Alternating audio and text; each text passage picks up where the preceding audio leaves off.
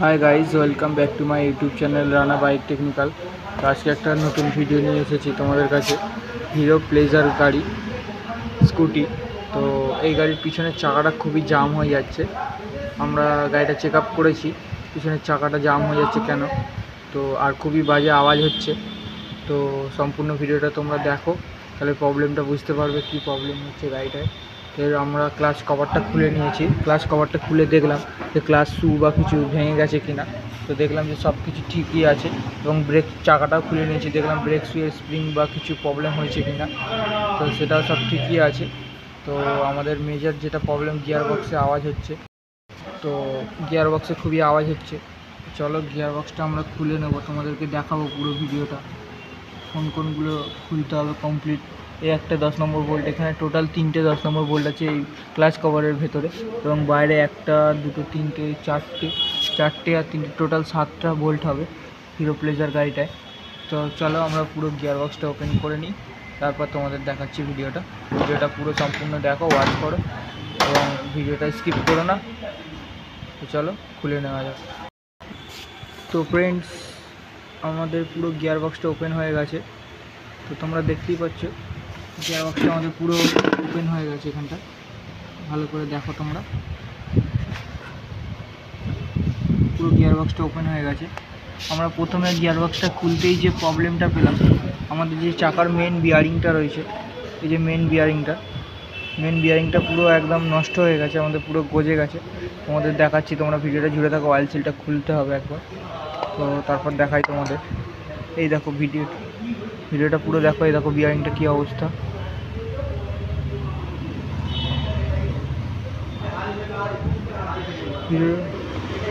পুরো গিয়ার বক্সের বিয়ারিংটা জং পড়ে গেছে। এই দেখো পুরো একদম বিয়ারিংটা নষ্ট হয়ে গেছে। তো প্রথম যে প্রবলেমটা আমরা এইটাই পেয়েছি, এই যে বিয়ারিংয়ের কলারটা দেখো। তো ফ্রেন্ডস, আমরা এতে কোনো প্রবলেম পাইনি বিয়ারিংটা ছাড়া, শুধু আমাদের চাকার যে মেন বিয়ারিংটা রয়েছে সেটাই খারাপ হয়েছে। আমরা বিয়ারিংটা এখান থেকে খুলে নিয়েছি। বিয়ারিংটার নাম্বার হচ্ছে 6004 নাম্বার আছে বিয়ারিংটার আওয়াজটা দেখো তোমরা শুনতে পাচ্ছ কিনা, আওয়াজটা দেখছো কী অবস্থা বিয়ারিংটার। এই বিয়ারিংটা আমাদের চেঞ্জ করলে প্রবলেমটা আমাদের সলভ হয়ে যাবে। প্রবলেমটা সলভ করার পরে তোমাদের সাথে আসছি আবার ভিডিওতে। আর এখানে দেখো আমরা পুরো কমপ্লিট সব খুলে নিয়েছি এগুলো আমরা ভালো করে ডিজেল দিয়ে বা পেট্রোল দিয়ে ওয়াশ করে তারপরে আমরা এখানটা ক্লিন করে নেব, নিয়ে তারপর এখানটা আমরা পেনিয়ানগুলো লাগাবো। আমরা বিয়ারিংটাও নতুন লাগিয়ে নিয়েছি, এই দেখো বিয়ারিংটা দেখতে পাচ্ছি নতুন লাগিয়ে নিয়েছি, এবং এর অয়েল সিলটাও নতুন লাগিয়েছি। এই যে নতুন অয়েল সিল এবং নতুন বিয়ারিং দুটোই লাগিয়ে নিয়েছি। তো আমরা এবার গিয়ার বক্সটা ফিটিং করব। চলো দেখে নেওয়া যাক কীভাবে গিয়ার বক্সটা ফিটিং করি।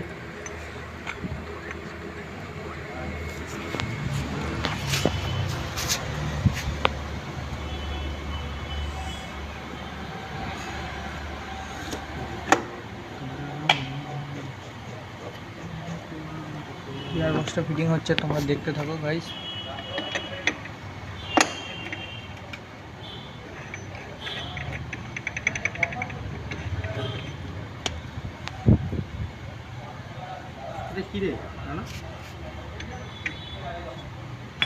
আমাদের আগে বড় পিনিয়নটা লাগিয়ে নিতে হবে, চাকার যে মেন শ্যাফটটা সেটা আগে লাগিয়ে নিতে হবে।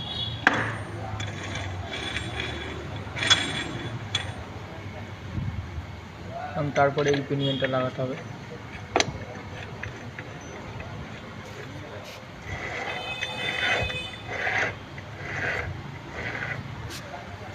এবং এগুলো আমরা একটু অয়েল দিয়ে দেবো। আমরা একটু এর মধ্যে অয়েল দিয়ে দেবো হালকা করে।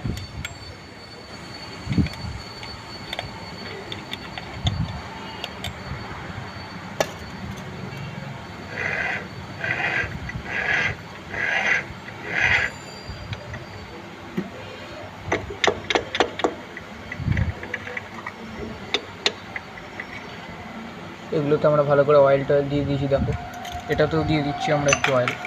এই বড় পিনিয়নের জায়গাটাতে আমরা অলরেডি দিয়ে দিয়েছি, এগুলো আমরা অয়েলিং করে দিয়েছি অলরেডি। তো তোমরা এইভাবেই গিয়ার বক্সটা ফিটিং করবে। যাতে তোমাদের দ্বিতীয়বার পরে আর কোনো খুলতে না হয়। আর এখানটা ফুল কমপ্লিট করে নিয়েছি গিয়ার বক্সটা, তোমরা দেখতে পাচ্ছ। এরপরে আমাদের মেন যে কভারটা আছে সেই কভারটা লাগাতে হবে। এই যে এই কভারটা আমরা লাগিয়ে নেব। তো চলো কভারটা লাগানোর পরে তোমাদের দেখাচ্ছি। তো গাইজ আমরা এখানে আমাদের যে গিয়ার বক্সের কভারটা ছিল ওটা আমরা ফুল ফিটিং করে নিয়েছি, এবং তোমাদের আর একটা ভিডিও আমি দিতে ভুলে গেছি, তো ওটার জন্য সরি।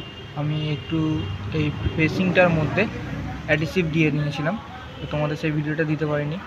তো তোমরা অ্যাডিসিভ দিলেও দিতে পারো, এবং প্যাকিং যদি চেঞ্জ করো তাহলে নাও দিতে পারো, কোনো অসুবিধা নেই সেটার জন্য। এমনভাবে করতে হবে যাতে মোবিলটা না লিকেজ হয়। তো আমি প্যাকিংটা আমাদের নতুন ছিল না, আমরা পাইনি মার্কেট থেকে, তো ওটাই লাগিয়েছি, সেই জন্য আমরা অ্যাডিসিভ দিয়েছি। তোমরা না চাইলে নাও দিতে পারো। তো আমাদের গিয়ার বক্সটা ফুল ফিটিং হয়ে যাবে। তো চলো লাস্ট আমাদের এবার যেটা করতে হবে, আমাদের নাটগুলো লাগিয়ে নিতে হবে, এবং তোমাদেরকে দেখাবো আমরা সব কিছু কমপ্লিট